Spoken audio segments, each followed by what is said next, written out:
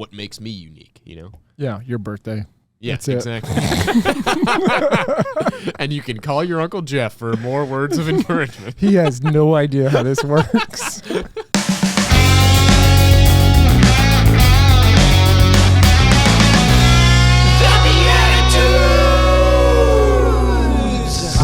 Yes, howdy y'all. It's Jeff Scheffelbein with the BeatiDudes. I'm joined by my co-host Paul Kolker. Howdy. And Nick Besner. Hello. Yes, and we're back for the bonus episode with the best guest we've ever had, Kevin Fitzpatrick. Kevin, I'm just curious, when we're doing those intros, which one of you guys is actually singing in my ear? I can hear one of you. It was me. Yeah. I thought you were all doing it last week, and now I'm just the weirdo. Yep. Nope. Just you. All right, so the BeatiDudes. Welcome back. Straight into it here. The BeatiDudes is a twice weekly show. You're just now figuring that out if you're on the bonus episode. But we bring the same guest back. And this is the first time we've ever done what I'm about to tell you, because everything's the first time.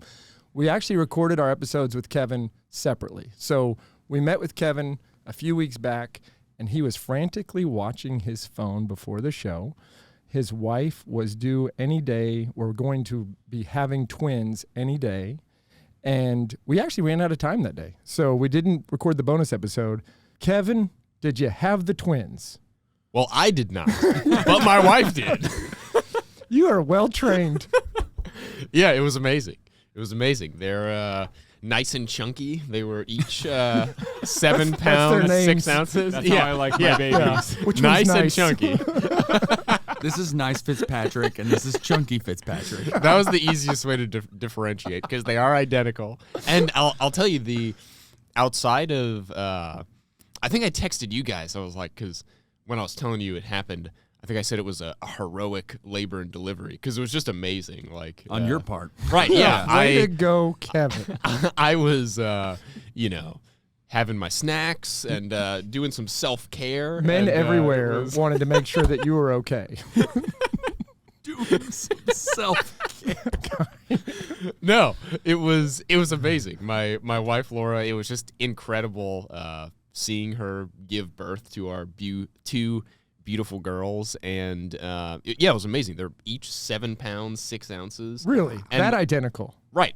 Identical weight, and just, I mean, not only the labor and delivery, but just like carrying them for 9 months is insane. Well, what a perfect job she did delivering two perfectly sized babies. She didn't like overfeed one or the other in the womb there. Exactly.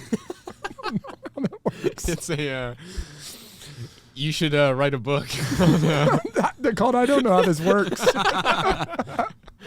But one of the most interesting things about them is, they're identical, so they look just alike. And one of them was born with this birthmark on her finger, and we were goodness. like, "Oh, this is so easy!" like we'd been worried about this for months. Like, how are we going to tell them apart? Sharpie. Perfect. There's a birthmark. Yeah. And then like 3 days later, we're like, "Wait, which one is this? Wait, what?" And it was gone. Oh no. And so now we can tell them apart based off of looks. Based on their new names. right. Or the Sharpie.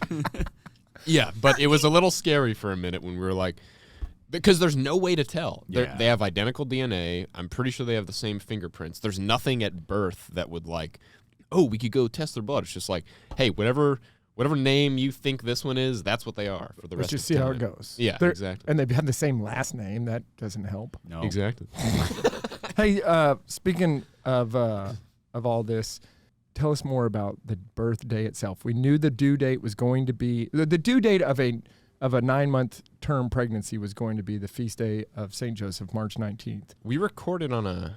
Did we record on Saturday. Thursday? It was a Saturday. Yeah, okay, good so I job. think it was that Thursday following Okay. that they. Well, okay, I misspoke.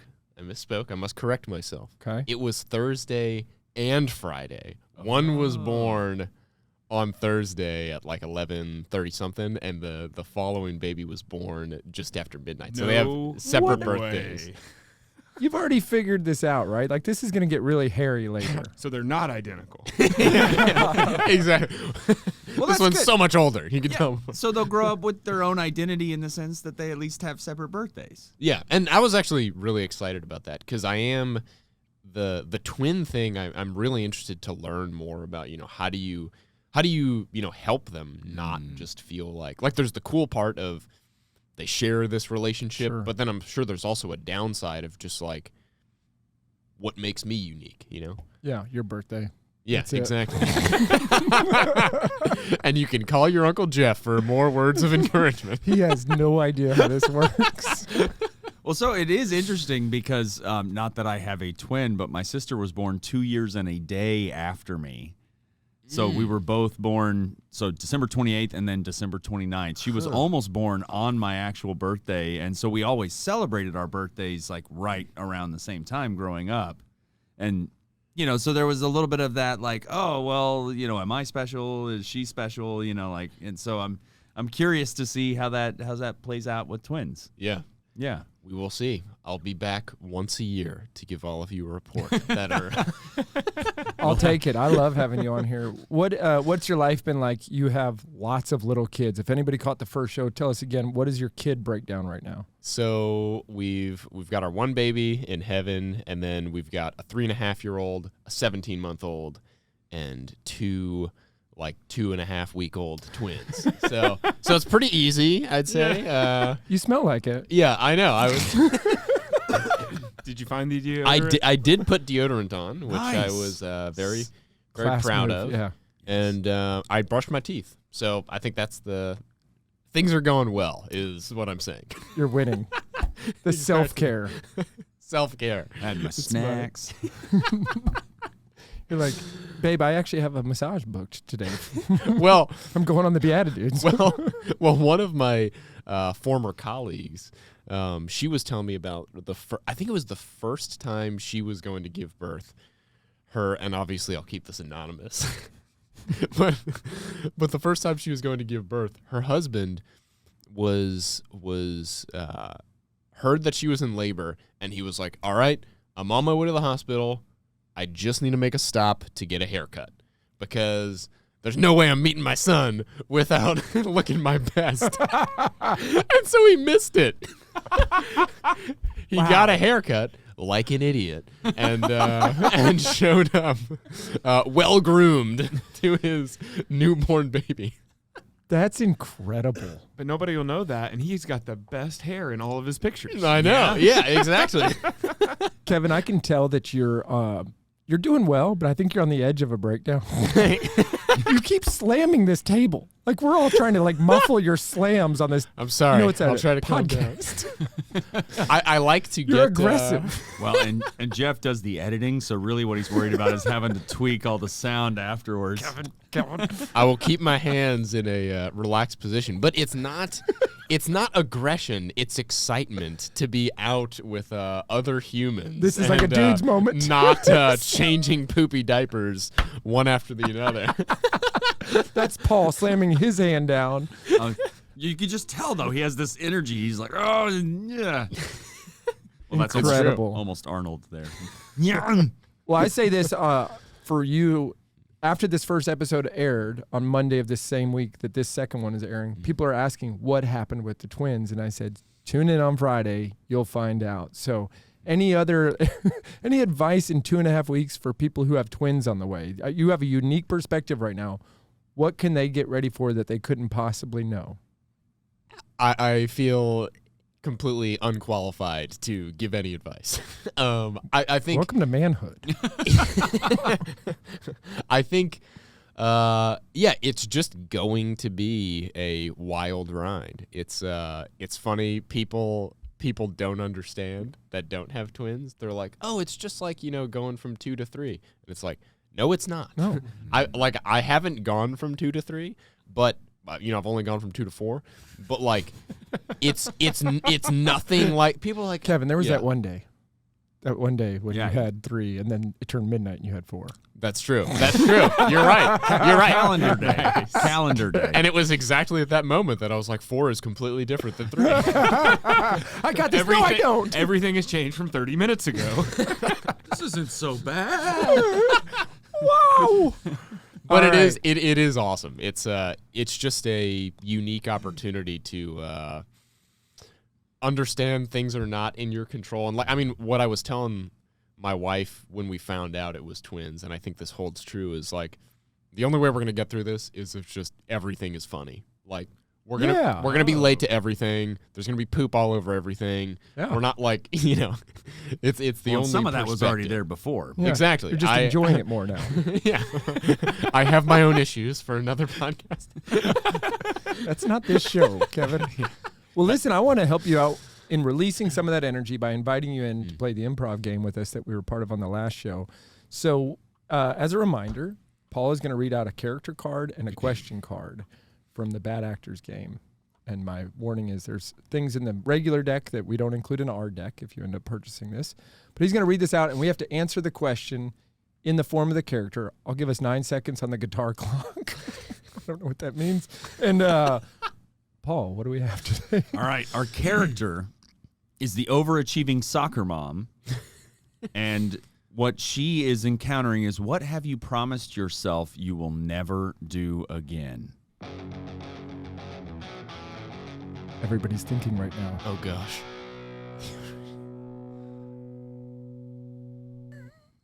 Paul? I feel like we're going to offend a lot of soccer moms. Yeah, we're going with the mom thing on this show. Let's go. Who's got one? Going deep into a reflective state, looking in the mirror, Karen catches her own eyes and says, "You're better than this. You can't be late for everything." Wow, that got weirdly literary there. I can handle just about anything in this minivan, but I sure regret that I didn't have both them babies before midnight. That was a spot-on impersonation of someone's wife. I will never individually peel orange slices for the soccer team ever again. Citrus. My brain doesn't work. The only I was gonna go minivan. The only thing I can think of overachieving soccer mom to never do again is that would not go on the show. Hold on. I'll tell you what. Censor ourselves. We're going to give you a Man. pass. We appreciate your censoring here. If you had to vote on the first round right there, and don't overthink this. Paul. All right, Yes! good job, Paul. There it is. I was also gonna make a Karen comment. I liked that. Okay. Oh yeah. Okay. Jeff was too much of a man. That accent, whatever that was. I don't want to comment on that. This is what you get when you bring in a sleep-deprived father of many, many, many little kids. Yes. Girls. Girls. And that was All girls. M-A-N-Y and then M-I-N-I. Yeah, many, many. Many. Yeah, so I do want to give you something to go look up. Did you know, this is true, 10 times a year in the world, on average, somebody gets pregnant when they're already pregnant, and they deliver on the same day, but gestationally, they're not twins. You can get pregnant while you're pregnant. There's a small window in there. So just try. I do know some things. Wait. Is that a goal, Jeff? At the rate he's going. Sure would make this go faster. That is crazy. I have a quota. All right, good. Well, listen, we're wrapping up this bonus episode. We gave you a chance to reflect on the first episode. Here you are, Big Daddy Kevin Fitzpatrick, one visit away. Find him on One Visit Away all over the internets. www. Thank you. Yeah, that's what I meant. What is a final reflection from you as we head into the rest of your life after this show? A final reflection. I think, as things big on my mind, especially as both the girls were born. I can't remember if I mentioned this last time, but both my grandmothers passed away this past year. Just like life is out of your control in many ways, and just attempting to take each day of just what is God calling me to today what is God's will, and choosing to accept that, the good, the bad, the babies that are here, the babies that aren't, and just, walking through with that perspective with your family is pretty much the only way to get through without it just being, why isn't this happening the way I want it to? And with that, I will slam my fist on the table in aggression. Kevin, thank you. I do think, like the BeatiDudes, life is out of control, and you just got to go with whatever comes and give thanks to God for the good times and give it up to God when it's tough. So we're with you in spirit and solidarity, but not inside that house. So good luck. No. So to you, Kevin, and to everybody who's watching and listening, until next time, we'll see you in the Eucharist. God bless.